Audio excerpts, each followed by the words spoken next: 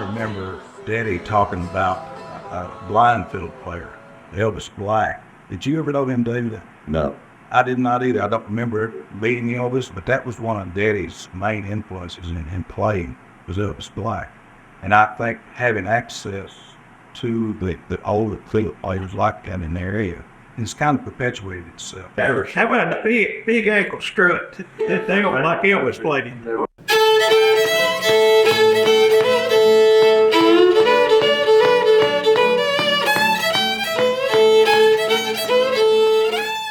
I wasn't over 12 years old.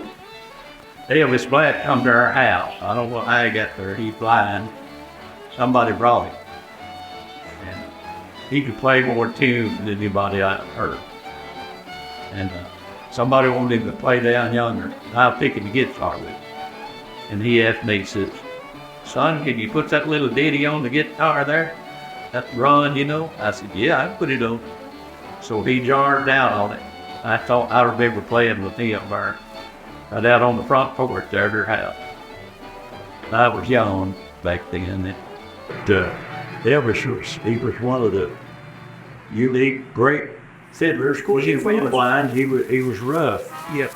And Arnold, he used him and the artist would give Elvis credit for teaching them. They'd not just sit down and teach him, but they followed him around and to get his technique. And they had quite a bit of it, but they never could do what Elvis done in that respect, at hornpipes and things of that nature.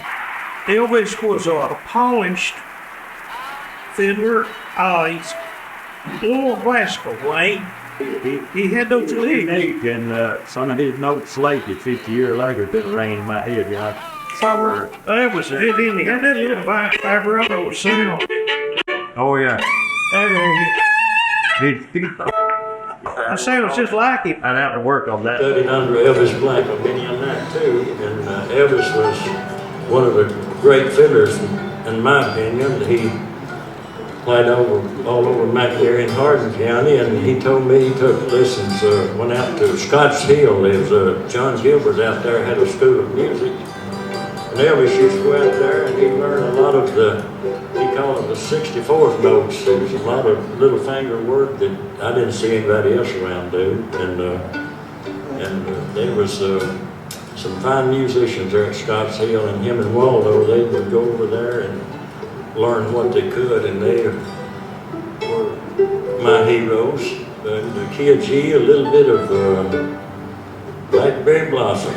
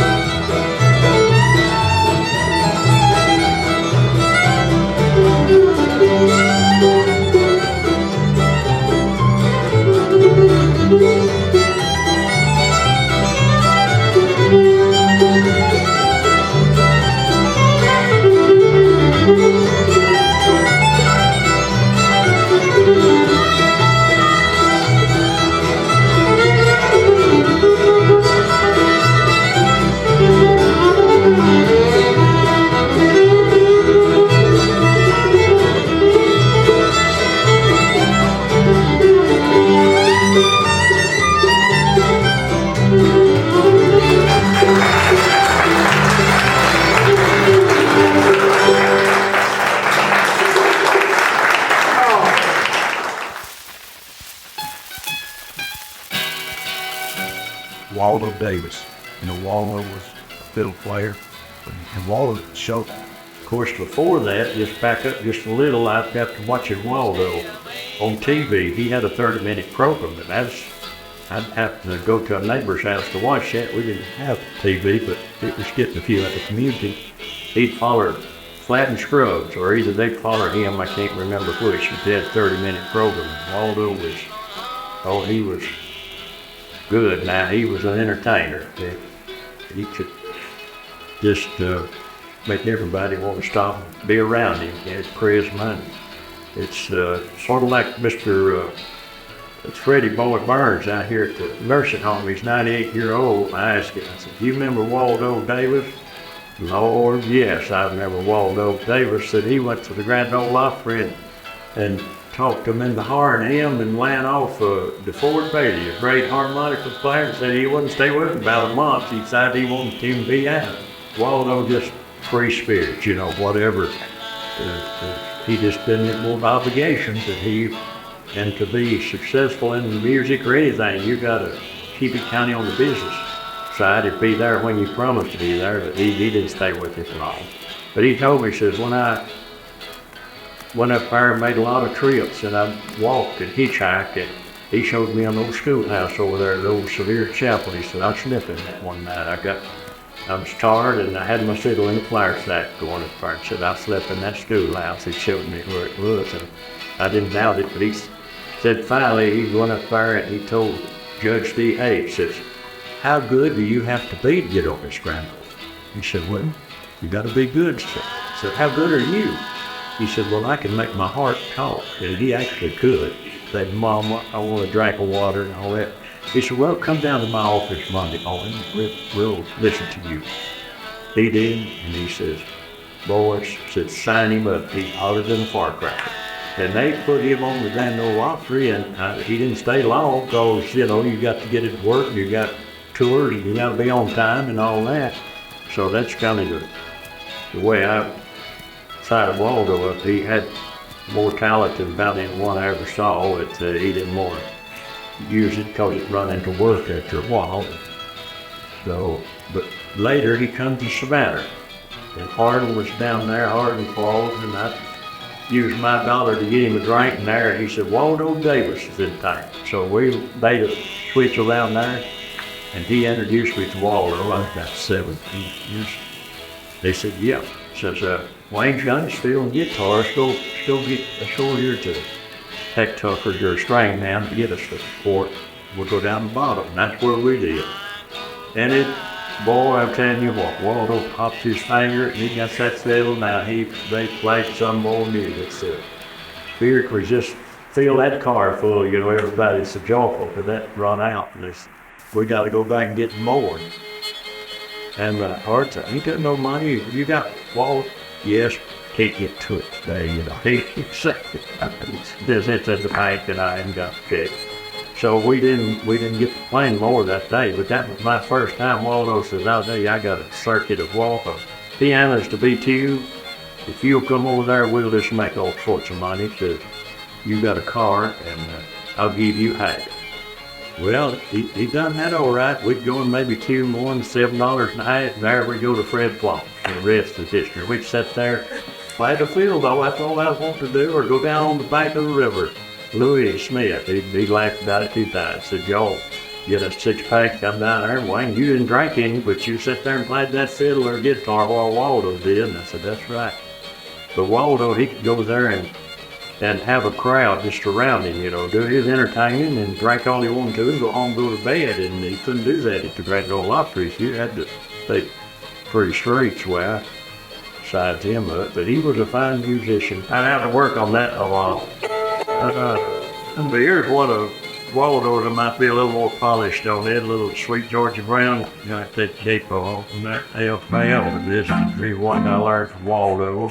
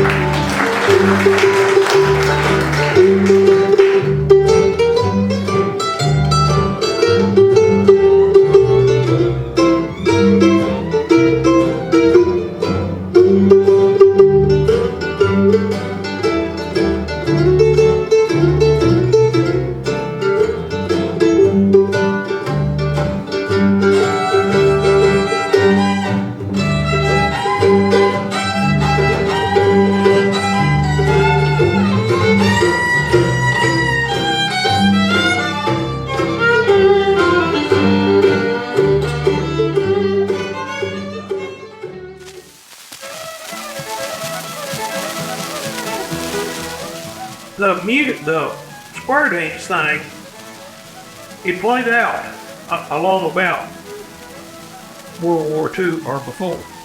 And there wasn't any square dancing until after, I will say, by 1950 or somewhere. Ernest Whitten kind of started this back and had a lot to do with it. Well, he played some square dances later on, but the premier square dance fiddler was Ernest Whitten. My dad, Ernest Whitten, of course, he played square dances from the time I was born and up until he died. It was, I came by music, honestly, and I was exposed to it. I can remember going to the square dances and stay awake as long as I could. And Mom would take me and Ronnie out to the car and wait for Daddy to get pretty late. Pretty late, Chris. Player, and I did play the banjo a little bit too at that time. They said the guy would like you to bring your banjo down there and try out and play with it, and they need a banjo player for the square dance. So I went down there to try it, and in walked his daddy, Ernest, playing the fiddle. And so that started me out playing square dance music, and that's how I made my front pocket money for 3 or 4 years there, going to high school playing at the square dances with his daddy, and of course that's how we got it. Man, he could play a fiddle. He was one of the best. I did sneak off from home time or two and go to the square dances and watch him play. Yeah, he played with the. Did you tell them where you'd been when you went home? They found out later when I started telling them about a good fiddler. Daddy said, "You've been to the square dance and you saw Ernest Whitten play the fiddle." I said, "Yes, sir, I have." He said, "Well, he sure can play, boy." And I'll have to say his daddy was the best dance fiddle player that there's ever been around here, without a doubt. He had enough practice. That his timing fitted just right, the way he played it, his bow arm and everything. He was the best fiddle player to dance to that I've ever seen around here, without a doubt. Of course, he played the old traditions. Yeah. Soldier Joy and Mississippi Sawyer, things like that. But not playing the dances too, there'd be songs on the radio that people would hear. And they'd ask Daddy, could you play that? He usually worked up his own style, but Yeah. played a tune that they could recognize enough to dance to. And that's what he wanted to make sure that the timing and the rhythm was there for the dance. It'd make a difference. Just good to listen to him. He must be a good dance. You had to be able to move your feet to it, or he didn't want to use it. That's it. But Pat was one of the best square dance fiddlers. Now, even take maybe a lot of pride in background singing. He'd play right along with the singer, but it worked out good for the dancers. He planned timing, strictly timing. My dad was playing different dances around Leekwood, Finger. At one time, we were playing 3 dances a week. Playing on Wednesday night up at Leekwood and Finger on Friday night, and we'd go back to Leekwood on Saturday. Come over and work with me the last several years of his life. He said he played more square dance than any man and that he'd ever heard about, and I believe it, for 50-something years, 1 to 2 to 3 each week. So, Apple's good, a real good square dance fiddler. They were playing at Finger, I believe, that same time we were playing in Con. They went to the biggest square dances going on in the country. We had a crowd. I think they did Finger too. It went on for years and years, both places. And I can't remember, aside from his heart attack back in the early 80s, I can't remember him not playing, at least on Saturday. Most of the time, Friday and Saturday. Did a round ballroom, chip song, And then at Finger, that was the big one. Finger was the band. Finger wound up being the big. I saw him at the one day. He held his fiddle down like that. Yeah, he played down a on little here. He held it down like that. Cajun style. Let's play with his theme. He had a theme that he made up himself, that he always started his dancing with. And it, as far as I know, I've never heard anybody else. Have you ever played the tune? No, sir. I have made it. He always called it the theme.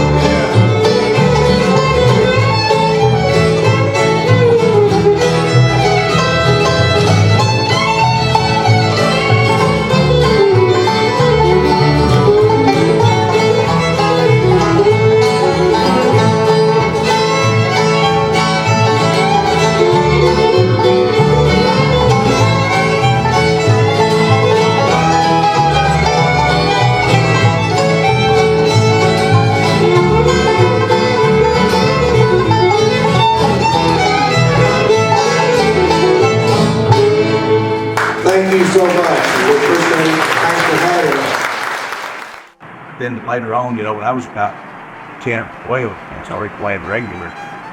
Dated, getting Miss Eunice Smith, who was Stafford Williams' sister, played the piano with my dad at that time, and we'd meet her. We'd pick her up here in town, and we'd go play music. Come back, son, pick her up, get out after the dance.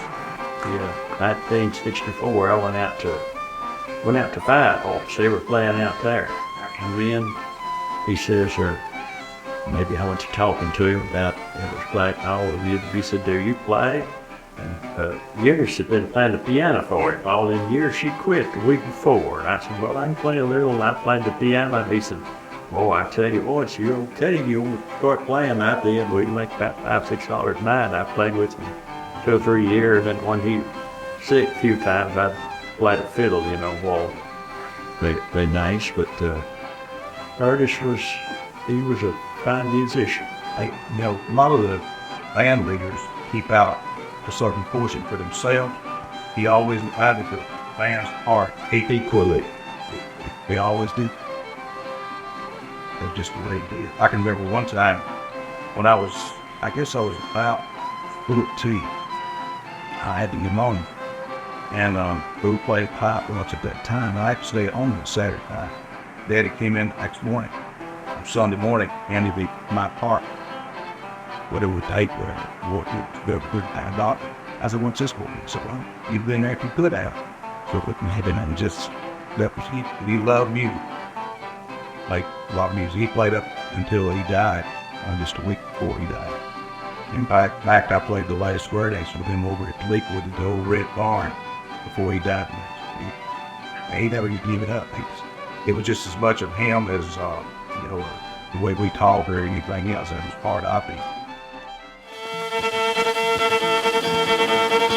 Then I got to come into Selmer, be around some, boy, there was good musicians over here. Arnold English, he come into town playing for some politician. They come into courthouse, and I was going down to Leonard Hudson's every Tuesday night. He said, I heard a band in town today just as good as Lester Flairtail's Scrub. He said, Arnold English, the Dixie Hayrides. Our first band was Dixie Hayrides. Yeah. We played for square dancing, American Legion. We played for a lot of political stuff back then. Played for just about everything. I never will forget, we played with him one night. He had a furniture place. After we got through, he didn't have no money. He said, boy, just pick you out a piece of furniture. I picked out a chair. I never will forget it. That's what he paid us in furniture. Well, no, I was just thinking of some of the people that had come there. Arnold English was one of the things, and Bo plays, that's his brother. Think of Bo as a fiddle player. But when Arnold came, Bo was a mountain player. And Arnold was a fiddle. You played for Squire Day, Orange for 12 years rolled. And played with Red Taylor, Earl Red Taylor. He was a good fiddle player. He lived in Corinth. He enjoyed his bed, didn't he? We just lived from there on till now, really. And then after Arnold died, well, they wanted me to play for Square Dance. He was playing for him. I didn't play fiddle much. I told him, I said, well, I will, but you get. They never did get one. So I'm still playing the fiddle today. Arnold bought the Will Johnson fiddle at Milledgeville. He told me he paid $90 for it. Now, that's probably 3 weeks' work in around 1950 or so. Will Johnson had a good fiddle, and he liked to cause a divorce because Arnold paid so much for that fiddle. But that fiddle, Arnold played it as long as he lived till he died in Pinehurst in 1964. And then Bo English played the fiddle for a long time. The Will Johnson fiddle is now in the hands of Arnold's grandson. He was another good square dance style fiddler. You know, he played a lot of dances around Corinth in North Mississippi. been there, and Daddy was always, he admired Arnold. It was kind of, I think there was a little professional jealousy there because the other folks were two of the hot fiddle players around that part of the time doing the dances. Daddy talked about Arnold a lot. Sure did. Now, and on Saturday night, every Saturday night, we would go to the Urban Legion building in Torrance where Arnold was playing for the square dance. And I was about 14 or 15. They picked me up on the side of the road, and I'd go down there with them, with the band or with Aunt Eunice and whoever was driving her down. So I got trying to get around him because he was good. He could play all the breakdowns, the bluegrass, and where the ones there at Savannah, they were doing the old kind of waltzes and Charleston and some breakdown, but nothing like Arnold. The first musical that I can remember when I was of age, and I'll say I was 15 or so, or less, was at my grandfather's house on a night in 1950. But Arnold came and brought Elvis Black to my grandfather Sanders' house, and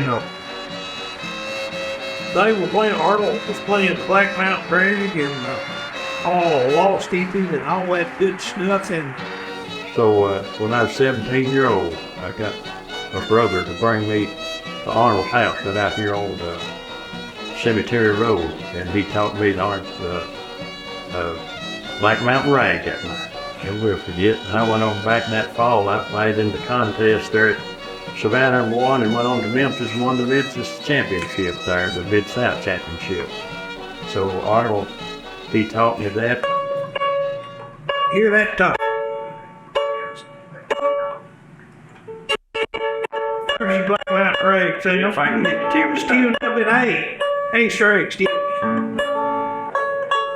Arnold English always played it last, and when he had two double fiddle cases, and when he went to the case and brought out the instrument that was tuned in A, he'd pop that string or time or two, and you could hear Black Mountain Rag done it. You know they're not gonna play anything else. Yeah. That was the end of the show.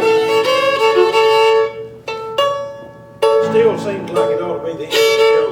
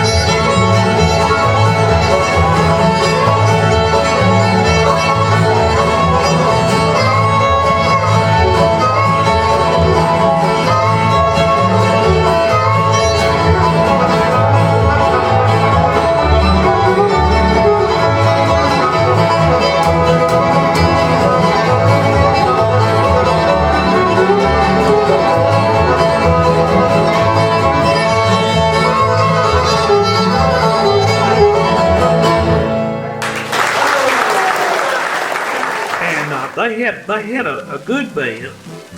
They're the Dixie Hayriders, and they're the forerunners of the Hatchie Bottom Boys that you have now. That's the same tradition. Lived on. Well, yeah. I wasn't playing at that time. After Arnold got killed, I quit for a little while. The rest did. Really didn't have time. They started a little kicking down our field every Saturday night. So I started going down there. When did you start playing with us, Dick? I was thinking probably in the early 60s, I believe. I'm not positive. Anyhow, It was before Arnold got killed. yeah, it's a long time. Yeah, we got killed. I've been playing 35 years. That's possible. We're not doing as much as we used to, but we still laying in that, doing our best. We still playing today. We're about to get too old to play though. I don't know how much longer we'll live, but I've enjoyed it. I'm sure he has. Oh, yeah. What kept us going on this year? Yeah.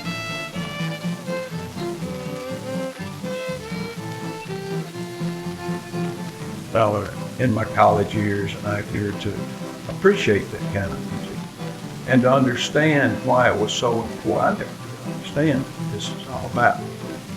But you know, if you didn't have money to do anything else, this was a good way for your entertainment. It was a good social life.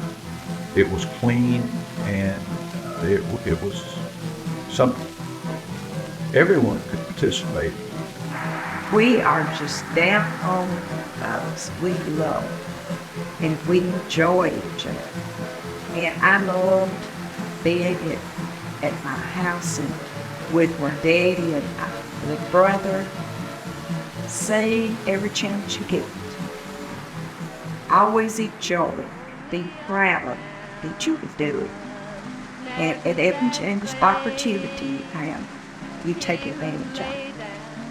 And I guess, So I think it's a combination of all the roots that have been here, and of course we've all had offspring, siblings and cousins and everything. That's how it eventually is in the area. I think that's a huge lot.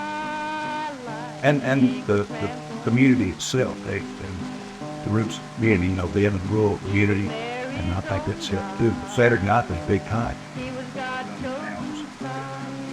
I have enjoyed music has played in the old-timey style and even the modern bluegrass. I've enjoyed it immensely. You see, we never know when a friend is waiting to introduce us to something like he did me in music, something that we will enjoy and it will carry with us the rest of our life. And out of all these people that are on these records, I would be very surprised if any of them could read music.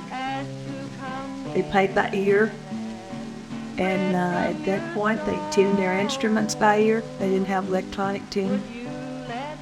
And they played from the heart, by ear, from the heart.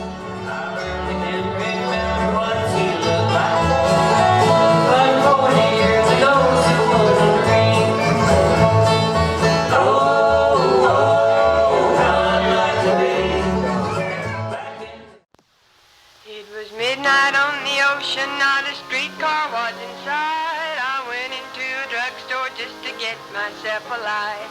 The man behind the counter was a woman old and gray who used to peddle shoestrings on the road to Mandalay. Ain't we crazy? Ain't we crazy? This is the way we pass the time away. Oh, ain't we crazy? Ain't we crazy? We're gonna sing this song all night today. Good evening, sir, I said to her. Her eyes were bright with tears. She put her head beneath her feet and stood that way for years.